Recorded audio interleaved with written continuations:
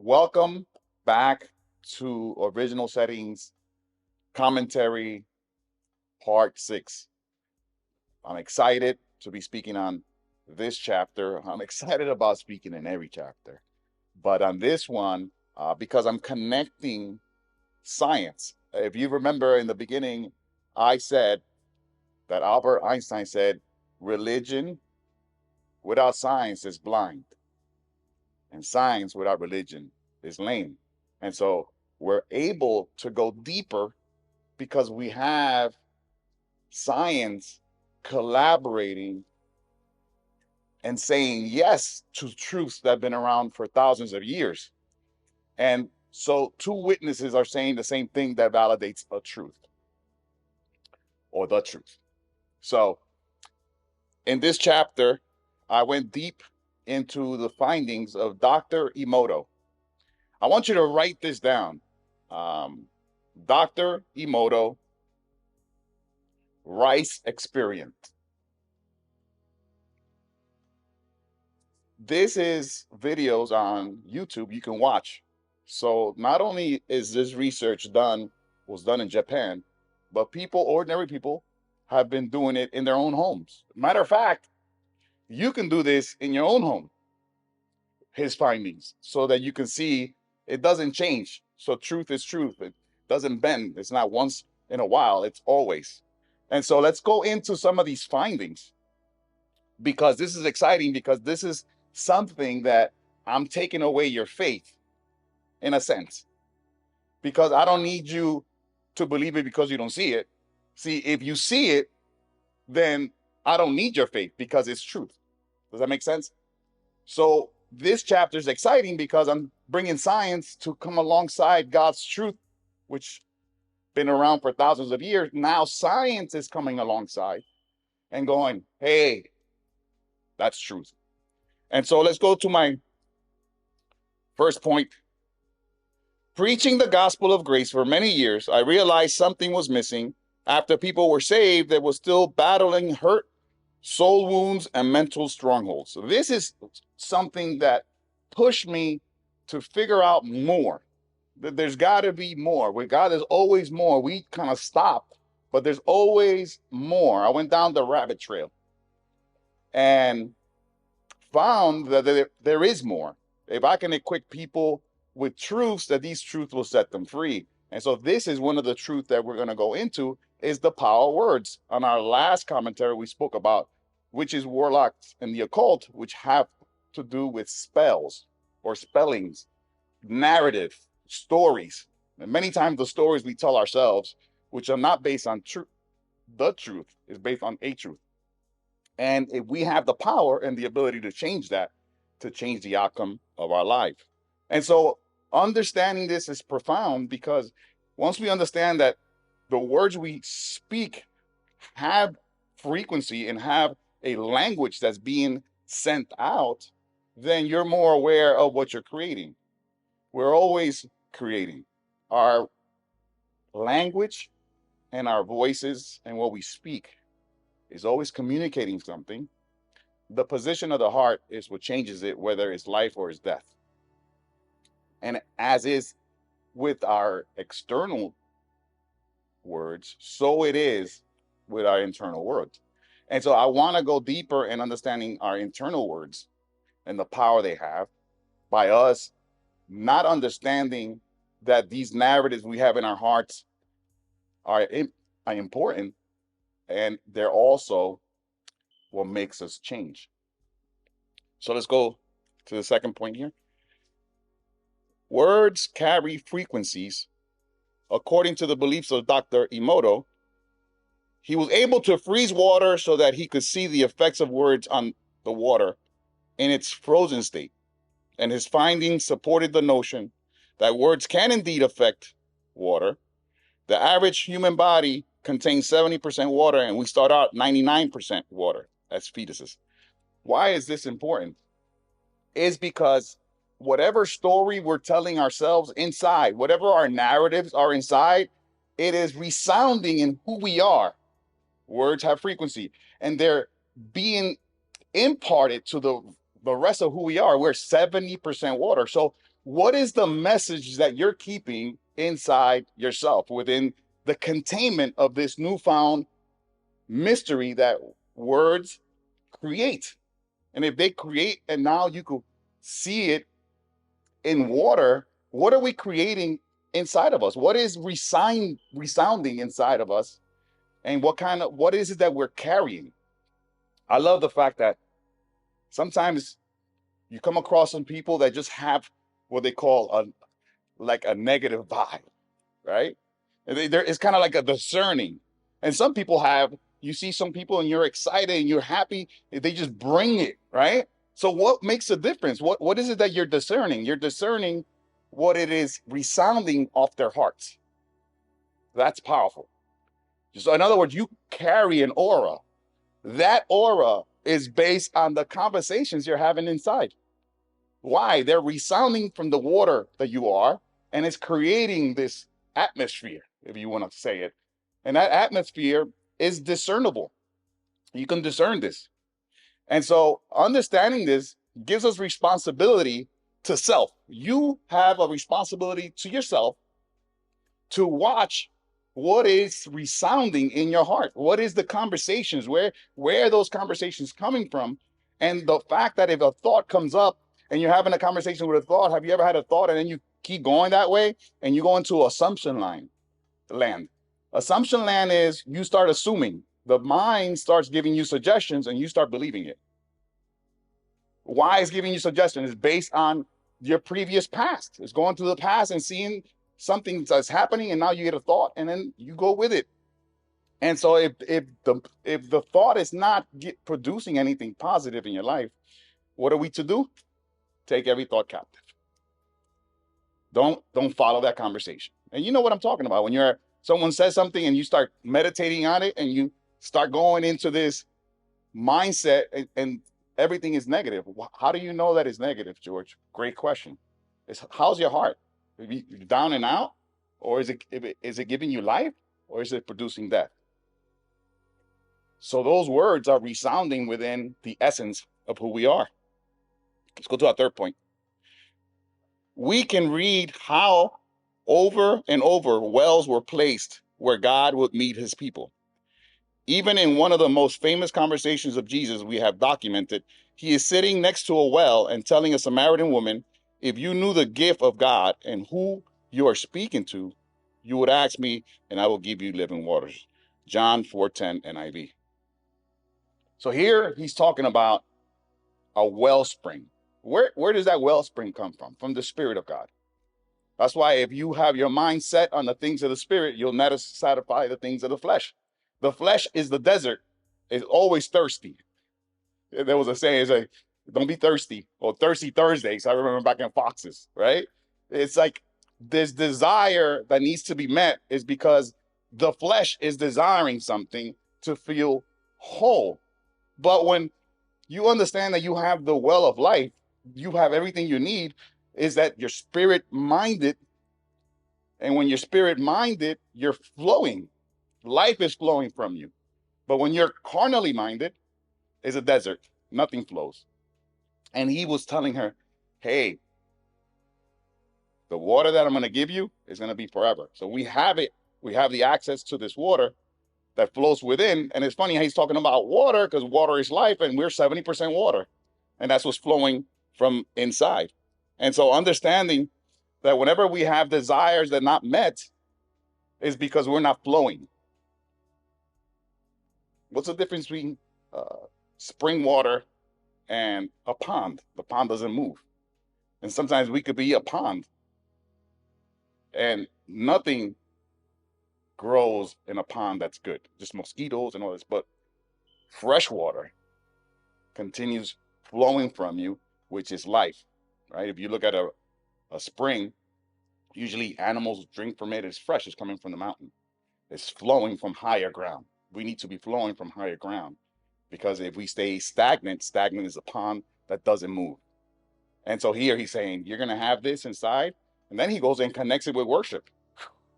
That's powerful. He connects the waters of life with worship. Is there's going to be a moment that you will worship in spirit and truth. He connects it because We're always flowing when water is flowing, when the anointing is flowing, when God is flowing, when we're spirit minded, everything is flowing. Everything gets stuck and we go into these desires of the flesh because we come out of that. And so understanding, keeping your mind steadfast on God will allow the rivers to flow.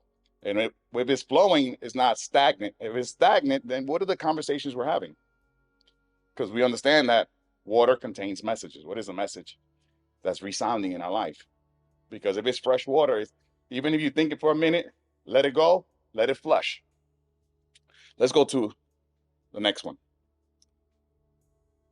Dr. Emoto stated he studied water for many years, and the realization that water can copy information has changed his life. After making the discovery in America, he brought it back to Japan, and he has since used the information copying function of water to help people recover their health. This is key, and I put it down as a point because you can go over it, is the fact that if you understand the conversation inside has something to do with your health, that has something to do with your mental health, then you will take it from a different perspective. If my sicknesses and everything is caused because of my thoughts, then what is that I'm copying into my self, right? What is the inner conversation that I'm having that's resounding, that is negative, that's even causing, watch this, even causing my health to go the opposite way. So with his findings here, he said, hold on, if I could change that inner conversation they're having, and then water could flow through them, then health will be restored. I want you to understand these findings are powerful, because a lot of times you ever had someone who's always sick? So right there is like, man, what is it? What's so resounding within your mind that your body's just moving in a direction of destruction? And he found this out, that this powerful truth of words being copied into water, and we carry 70% as water, that it has something to do with your health. That is amazing. When I saw this, I just had to meditate for a little while, because it allows me to be more alert and aware that my conversations is not just my little conversation between me and me, that my conversations could affect my whole being, right? And affect those around me. And so taking on this responsibility is the number one key. The next point: when we separate something into the smallest part of the smallest part, we enter a strange world where all that exists is particles and waves. The invisible sustains the particles. According to the civil engineer Trevor English, every human on the planet Earth is made up of millions and millions of atoms, which are all 99% empty space. Just this understanding brings us into another round of comprehension on how much space we have versus particles. Now, why is this important? Because many people say, I'm not spiritual. I'm not into that spiritual. But you are spiritual. Why? 99% of who we are is air, is spirit. 1% is particle. And the funny thing is that we think that we can move the particle with particle. No. How does the particle, meaning what we see, move? Everything started in the invisible first. So everything is spiritual. Why do I say this? It's because your conversations are spiritual. What you speak in your mind is spiritual. And so we see the effects in the particle, and then we try to fix the particle. That's when you go to a doctor. I got nothing against doctors, but they try to fix the particle from a particle perspective, when everything that's produced in the particle first started where? In the spiritual. The spiritual. The visible came out of the invisible, and it doesn't change with us. We want to change what's happening in our life in the particle. We want to see it. It has to first start in the unseen, which is the realm of thought, the inner realm, the conversations that we're having inside. So he found that if you change the conversations that's happening inside, somehow it changes the outside. And he found this out, but the scripture's been saying it, that's why it says be spiritual minded. Because if you go to the root of it, the fruits will stop. What you see are fruits, but it came from this invisible place and the root and the spiritual end of it. And so these findings just collaborate again over and over and over what God's been saying. But now it's like, I don't need your faith. We know that your conversations could get you sick. Scientifically proven. Let's go to our next. Water was exposed to classical music, which created beautiful, elegant, and exciting crystals with distinctive characteristics. So, of course, he wanted to find out what would happen with the opposite type of music when he did this experiment with heavy metal music. The results were fragmented and malformed crystals. So he put two speakers, put the water in the middle, put classical music, took the water, froze it, and it was beautiful. He did heavy metal music. I got nothing against heavy metal music, but some of the words are not coming from the right place, right? He put the speakers and he tested it, and he says they were fragmented and malformed crystals. What was the difference? It was the same water, it was the same speakers, but the music was different. The position of the music was from a good place. Then he put heavy metal music, and the position was coming from a different place, and it created something different. So what is it that we're creating in our own lives, even in listening to music? I mean, he's bringing it down to the simplicity that whatever you expose yourself to will resound inside of you. And again, I don't want to say it from a religious perspective as far as, well, all music is bad. No, it's just discern. Just be able to discern that even the music you listen to has a part to play in your state of being, in your well-being. So when you find that now with these studies is significant, even what I listen to, guess what I do? I'm more careful in what I listen to. If I put beautiful harmony that I'm listening to, then that's the beautiful harmony I'm creating within myself. So when I talk to someone, they feel the vibrant frequency coming out of me because I'm carrying this place. Because I take care not only of what I see, I also take care of what I hear. And that's profound. Because again, I'm not asking you for your faith. Before it was like in a religious law that song is eso no de Dios, or that's not of God, right? Don't listen to that. And we will say, exaggerator. But now science is going, they got something. They're onto something. And now it's being proven that everything that resounds or everything we listen resounds within our heart. And we carry that wherever we go. The next one. In another experiment, Dr. Emoto wanted to go further with the findings. So he asked himself, what would happen if we labeled the bottles with words? In other words, he would write positive and negative words and flip them around, labeling the water. He used words like thank you and fool. It didn't seem logical for water to be able to read the writings, understand the meaning, and change form. We understand that the intentions in the position of a heart before writing it cause a different effect. Again, we're going back to understanding that the position of words, somehow the water could read it. Doesn't that sound crazy? Like water reads? Again, these are experiments that he did, and you're welcome to do them. And then he put on one of them, thank you, and the other one, fool. What happened? The one with thank you was beautiful. And the one with fool was dark and ugly and fragmented. All he did, watch this, he wrote it, took it with the words on this side, and labeled the bottle. How could water read? How was the position of me writing that transferred to water? This is the power of words. And especially in this chapter is the words we speak to ourselves. It's the aura. It's the position. If you're mopey and down, odds are what you speak about is going to be mopey and down. If you high and alert and happy, odds are what you speak is going to be that. But that all happens within our inner conversations. So the question is it important what I think or what I'm talking within myself? Yeah, your inner conversation has power to transmit that to who you are, 70% water, and you carry those conversations wherever you go. To me, this is astonishing. That's why I was so excited about this chapter, because I'm not asking for your faith. I'm giving you truths. So let's go to the next one. Please stop for a second and realize the implications of this. Consider how many labels have you put on us and led us to become those labels, even though they're not based on truth. Because whatever we accept as truth become our truth, though it's not valid. Labels are so powerful. With this study, we can deepen our understanding of the implication of labels that we accept as truth.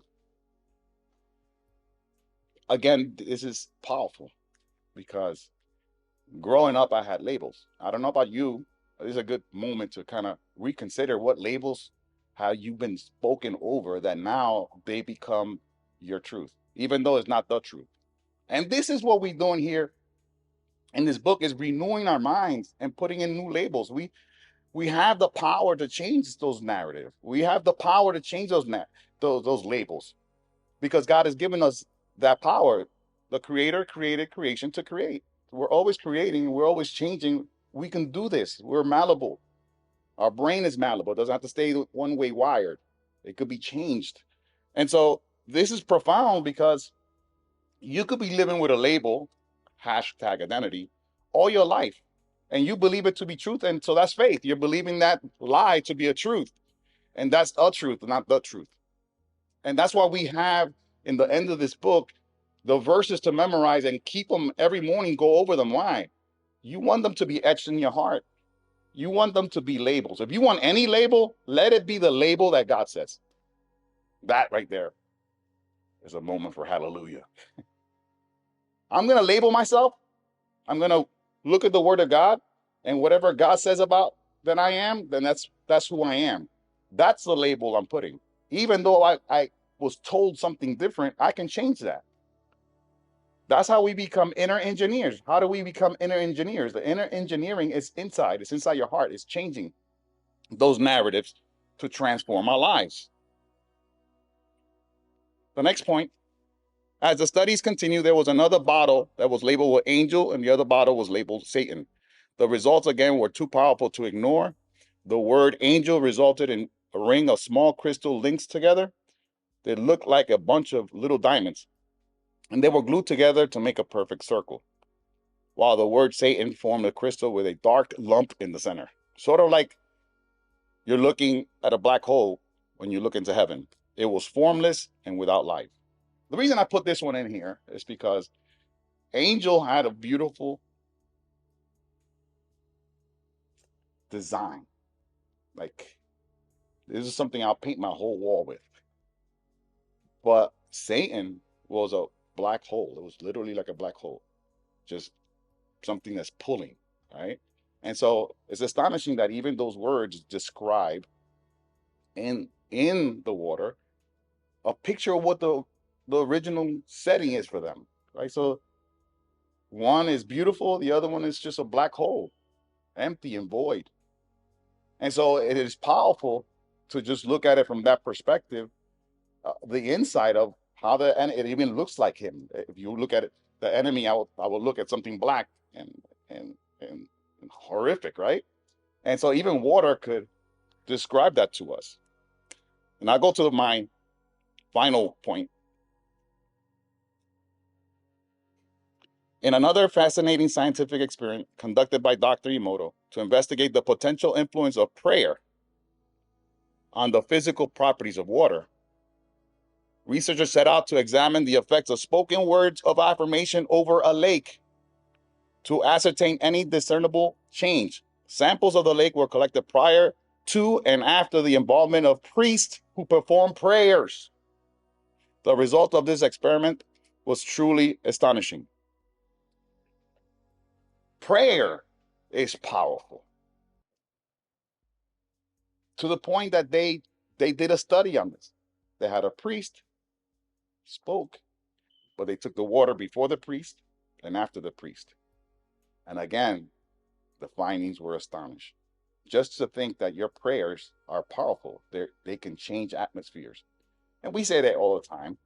In church, we say, the prayer of the righteous is powerful and effective. Yeah, yeah, yeah. And we have it resounding in our mind as a cliche. But here's science saying, hey, that cliche is not a cliche. It is truth. That your prayers have the power to change. That's why when you pray over someone healing, those words are going out and changing something. It has the ability to change structures. And just like the prayer that's going on outside, so is the prayer going on inside. I do much of my meditation and much of my prayer inside. And when I read this, it just gave me like two thumbs up as far as what I'm doing, because I am changing the atmosphere of my whole being. That's powerful. My words are so powerful, I can change my being. So when I'm around someone and I'm speaking from a place of life. Why? I make sure my conversations are in line with God, and that anything that is not uplifting God, I take every thought captive. In the beginning, it might sound like it's hard. George, it's 60,000 thoughts. How you figure you get all of them? It starts little by little. Michael Jordan did not become Michael Jordan because he threw one shot. He became Michael Jordan because he missed and he practiced so much. So just like that, so it is with you. The more you practice, the more you're aware, the more you're taking these conversations captive, the better you get at it. Think of it as a muscle. You never used it before. So now in the beginning, it's like, oh my God, I'm overwhelmed. This is impossible. Well, it is possible. It's like anything else. You get used to it and you grow. And as you grow, you're changing not only yourself inside, but your atmosphere wherever you go. All right. So this is powerful. I want you to meditate on some of these findings and be blessed. And I'll see you in the next one.